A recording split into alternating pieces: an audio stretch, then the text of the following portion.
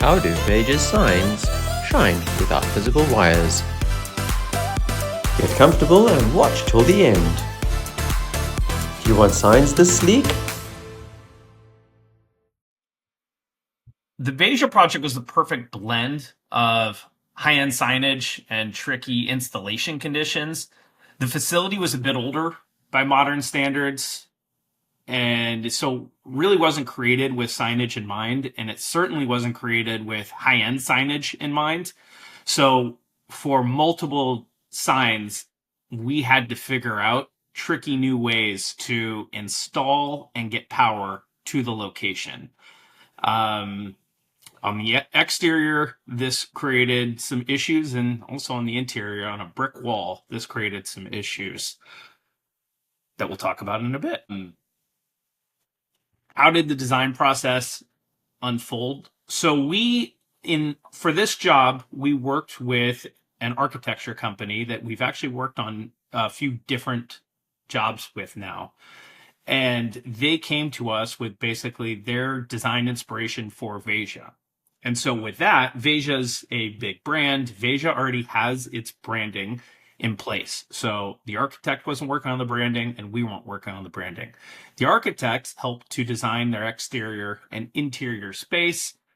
And then it was up to us to figure out how do we actually make this work? Because the architect had several signs that don't necessarily right out of the box work the way that they had drawn them up. And so that's where the job gets tricky.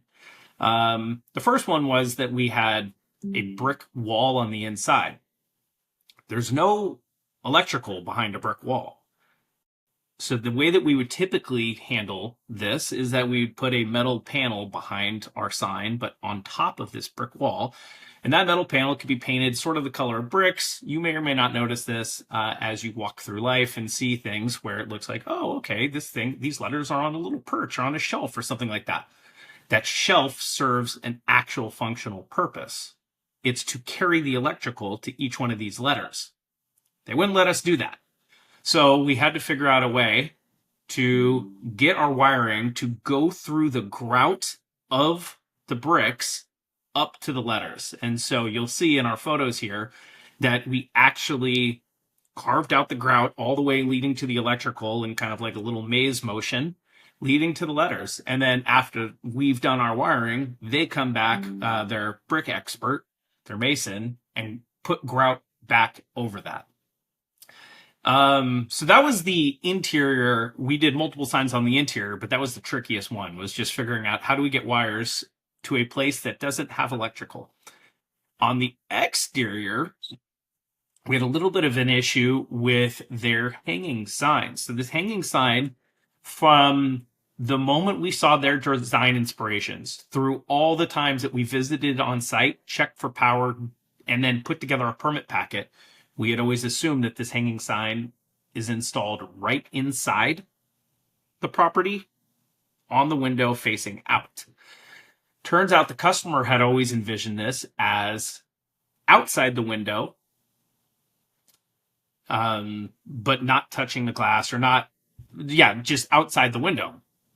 Oops, that's not quite how this sign was built, and certainly not quite what was told to the city.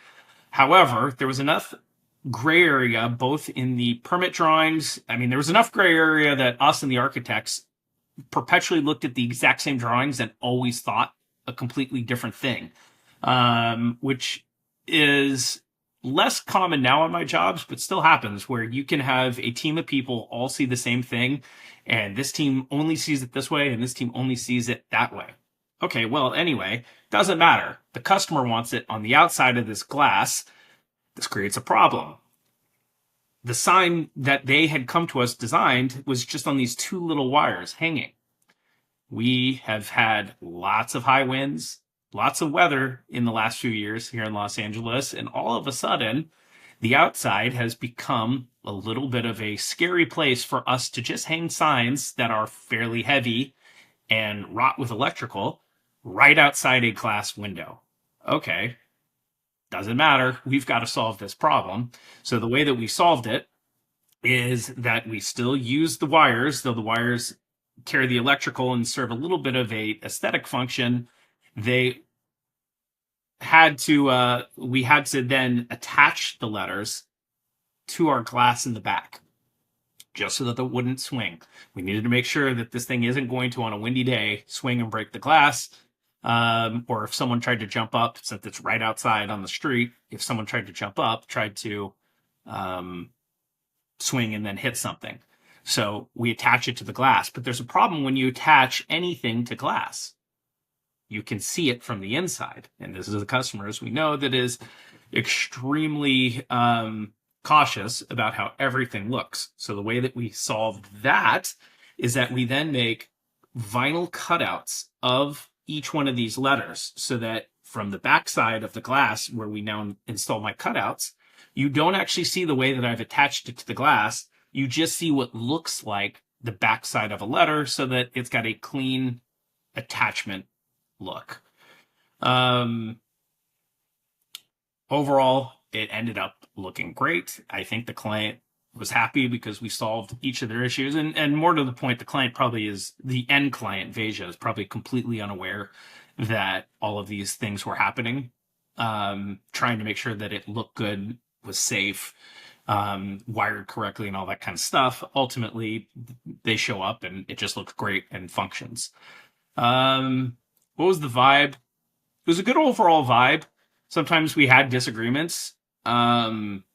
Luckily, because we've worked with this architecture firm before, it was not something that was a contentious agreement. It was something now we can kind of push back and forth and say, wait a minute, this isn't safe, or wait a minute, that doesn't work, and then work collaboratively to come up with a way to solve the problem the way the client wants.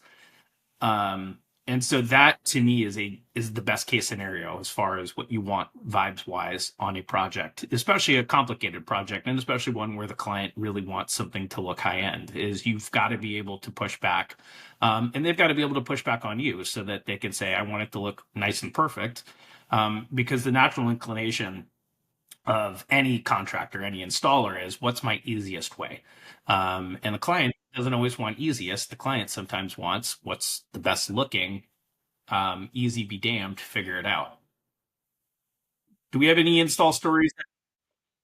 More or less, yeah. I mean, it reminds me a little bit. I mean, in no way am I comparing myself to Apple, but so often you'd hear stories with Apple and the iPhone of what Steve Jobs wanted was, this perfect, aesthetically perfect and functionally perfect product.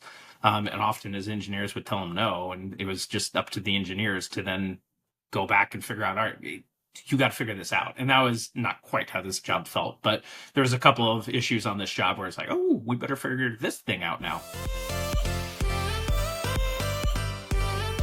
Contact us for your own sign, or have a look at this project in the comments below.